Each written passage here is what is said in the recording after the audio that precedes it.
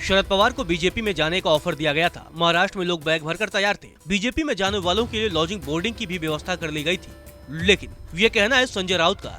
संजय राउत ने मुखपत्र सामना में 5 पॉइंट के जरिए बीजेपी पर हमला किया है और उनके हिसाब से बीजेपी का प्लान क्या था। उनकी माने तो शरद पवार को बीजेपी ज्वाइन करने का ऑफर मिला था, जिसके बदले उन्हें ईडी, सीबीआई जैसी जांच एजेंसियों से छुटकारा देने की बात कही गई थी। लेकिन एनसीपी चीफ ने ये ऑफर ठुकरा दिया। संजय राउत ने ये बातें पार्टी के मुखपत्र सामना के एक आर्टिकल में लिखी है। आर्टिकल में पहले पैरा में लिखा गया है कि बीजेपी महाराष्ट्र में शिवसेना की तरह ही राष्ट्रवादी कांग्रेस को तोड़ने का प्लान बना रही थी, लेकिन पवार के इस्तीफे वाले मास्टर स्ट्रोक से बीजेपी का गेम प्लान खराब हो गया। महाराष्ट्र में लोग बैग भरकर तैयार थे और कहा जा रहा था कि आने वालों के लिए लॉजिंग बोर्डिंग की भी तैयारी कर ली गई थी। हालांकि शरद पवार के खेल से बीजेपी का प्लान कचरे की कुंडी में चला गया। दूसरे पैरा में लिखा है कि एनसीपी चीफ ने इस्तीफा देने के बाद एक कार्यकारिणी नियुक्त कर दी, जिसे पार्टी का नया अध्यक्ष चुनना था।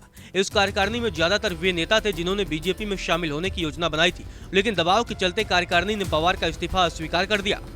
फिर अपने तीसरे पैरा में संजय राउत लिखते हैं कि शिवसेना छोड़कर बीजेपी में गए लोगों की हालत कूड़ेदान के आवारा कुत्तों से बदतर है, इसीलिए बीजेपी में जाना अपने पैर पर कुल्हाड़ी मारना है।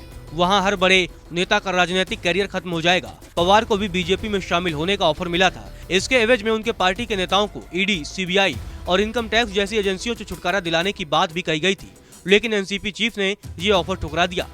इसके आगे संजय राउत ने लिखा कि शरद पवार देश की राजनीति में बड़ा नाम है, इसीलिए उनके इस्तीफे से देश की राजनीति में खलबल मचना स्वाभाविक था।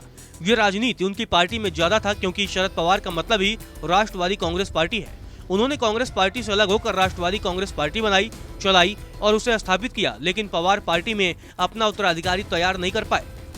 और आखिर में संजय राउत ने प्रधानमंत्री नरेंद्र मोदी को नौटंकीबाज बता दिया। वे लिखते हैं कि बीजेपी पेट दर्द वाली पार्टी है। वे कभी नहीं चाहती कि किसी दूसरे का भला हो।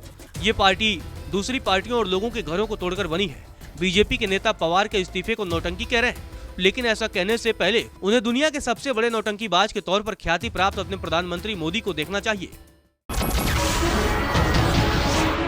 नमस्कार, मैं हूं मानक गुप्ता।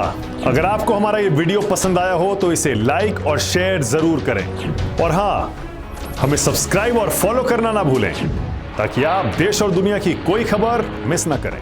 तो जुड़े रहिए हमारे साथ और देखते रहिए न्यूज़ 24।